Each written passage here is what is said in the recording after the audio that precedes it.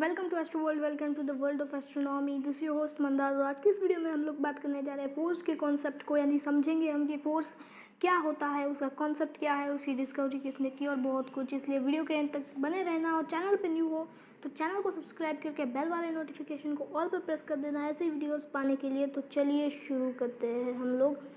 Force, बहुत सारे text book में क्या दिया गया है कि फोर्स की डेफिनेशन क्या दी गई है उनमें, कि फोर्स इज अ पुश और अ पुल। ये जो डेफिनेशन दी गई है फोर्स इज अ पुश और पुल, ये ज़्यादातर एनसीईआरटी बुक्स में दी गई है और बहुत सारे बुक्स में भी दी गई है। तो ये जो डेफिनेशन है basically force is a push और पुल, ये डेफिनेशन कोई स्टेटमेंट्स पर किसी पर्टिकुलर पॉइंट पर जो है ये फॉल्स साबित हो जाती है। तो ट्रू डेफिनेशन क्या है फोर्स की, ये समझाऊंगा इस वीडियो में।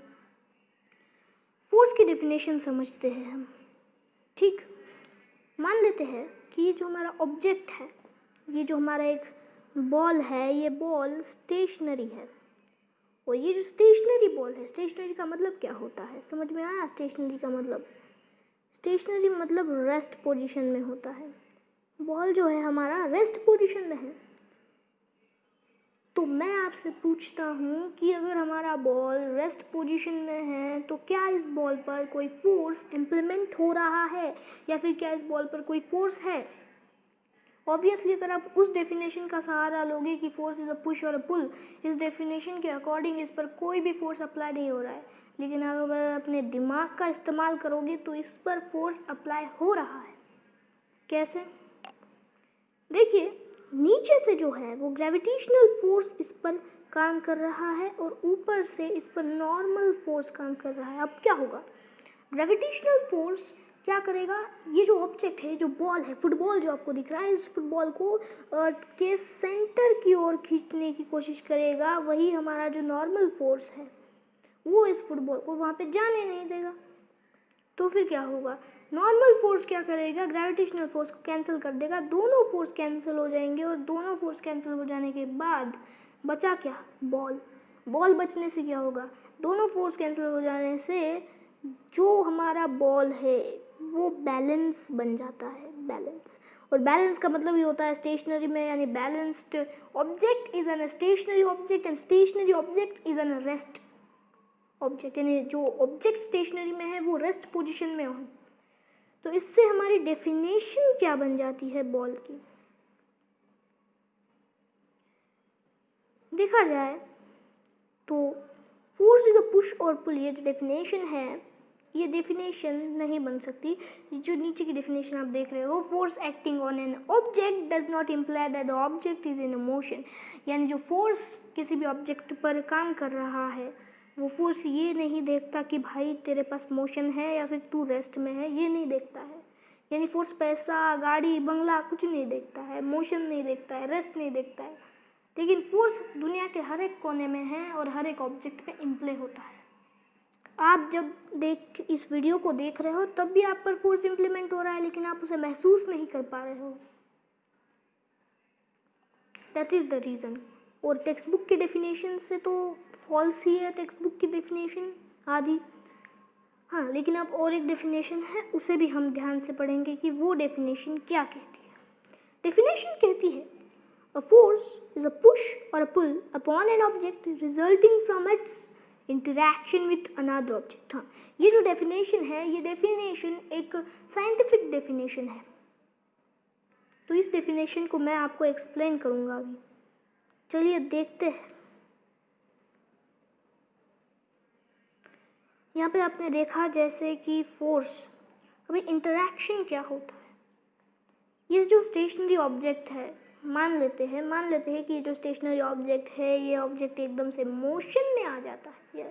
फॉर एग्जांपल ये पॉइंट है ए और आपको इस बॉल को भेजना है किसी पर्टिकुलर पॉइंट बी तक। ओके, तो आप क्या करोगे? इस बॉल को किक करोगे और किक करने पर ये जो बॉल है ये पर्टिकुलर डिस्टेंस ट्रैवल करेगा और उस पर्टिकुलर पॉइंट पे जाकर स्टॉप हो जाएगा।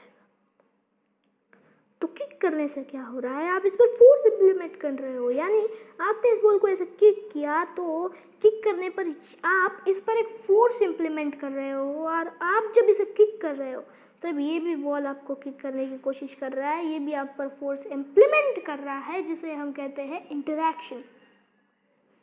मान लेते हैं कि ये जो आप पर फोर्स इम्प्लीमेंट कर रहा है इसे हम डिनोट कर देते हैं F1, और आप जो इस पर फोर्स इम्प्लीमेंट कर रहे हो इसे हम डिनोट कर देते हैं F2।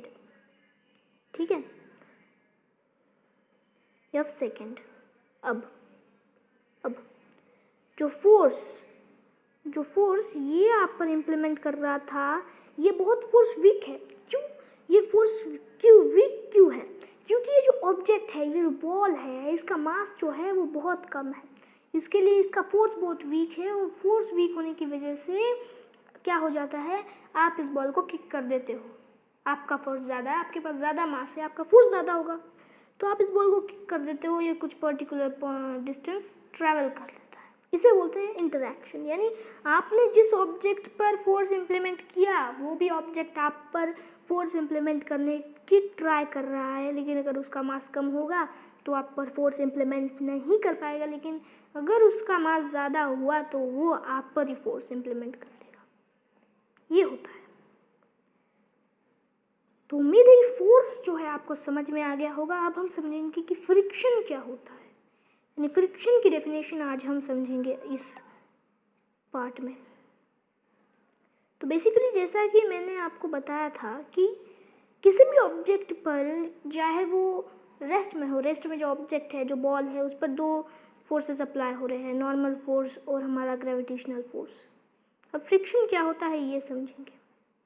मान लेते हैं कि आपने इस बॉल को किक किया, पुश किया। कौन से डायरेक्शन में? इस डायरेक्शन में पुश किया आपने, और इस डायरेक्शन में, जिस डायरेक्शन में आपने पुश किया उसके अपोजिट डायरेक्शन से आता है फ्रिक्शन। यानी फ्रिक्शन की बेसिक डेफिनेशन है फ्रिक्शन अपोजेस फोर्स, यानी हमेशा फ्रिक्शन फोर्स को अपोज करता है। जैसा कि मैंने आपको पिछले मेरे स्लाइड में दिखाया था कि जो स्टेशनरी ऑब्जेक्ट है वो किक करने पर थोड़ा सा डिस्टेंस ट्रैवल करके उस पर्टिकुलर पॉइंट पर स्टॉप हो जाता है। वही वो उस पर्टिकुलर पॉइंट पर जाके क्यों स्टॉप होता है? क्योंकि फ्रिक्शन काम कर रहा है। अब ये फ्रिक्शन को हम ध्यान देकर समझेंगे। फोर्स जिस डायरेक्शन में जाता है उस डायरेक्शन के अपोजिट डायरेक्शन में फ्रिक्शन आता है, ये तो पता चल गया। लेकिन फ्रिक्शन जो है वो आपके बॉडी का, जो आपका जो भी ऑब्जेक्ट है उसका जो स्पीड है वो स्लो डाउन कर देता है, जिसकी वजह से जो ऑब्जेक्ट है वो किसी पर्टिकुलर पॉइंट पर जाके स्टॉप हो जाता है। ये जो फ्रिक्शन है ये बस हमारे अर्थ पर और प्लैनेट्स पर इम्प्लीमेंट होता है, लेकिन ये जो फ्रिक्शन है ये आउटर स्पेस में इम्प्लीमेंट नहीं होता है। अगर आप देखोगे तो आउटर स्पेस यानी क्या होता है आपको पता होगा कि आउटर स्पेस का मतलब है अर्थ है। ये अर्थ है, और अर्थ के बाहर एटमॉस्फेयर के बाहर जो स्पेस है दैट इज आउटर स्पेस। और आउटर स्पेस में, यूनिवर्स में फ्रिक्शन का कोई नामो निशान नहीं होता है, क्योंकि वहाँ पर वैक्यूम काम करता है, वैक्यूम होता है। तो उम्मीद है कि आपको सब समझ में आ गया होगा हमारे फोर्स का और फ्रिक्शन का और वैक्यूम का। और अगर वीडियो पसंद आया होगा तो वीडियो को लाइक कर देना, और चैनल पे न्यू हो तो चैनल को सब्सक्राइब करके बेल वाले नोटिफिकेशन को ऑल पर प्रेस कर देना, ऐसे ही वीडियोस पाने के लिए। मिलेंगे नेक्स्ट वीडियो में, तब तक के लिए bye bye, see you, Tata.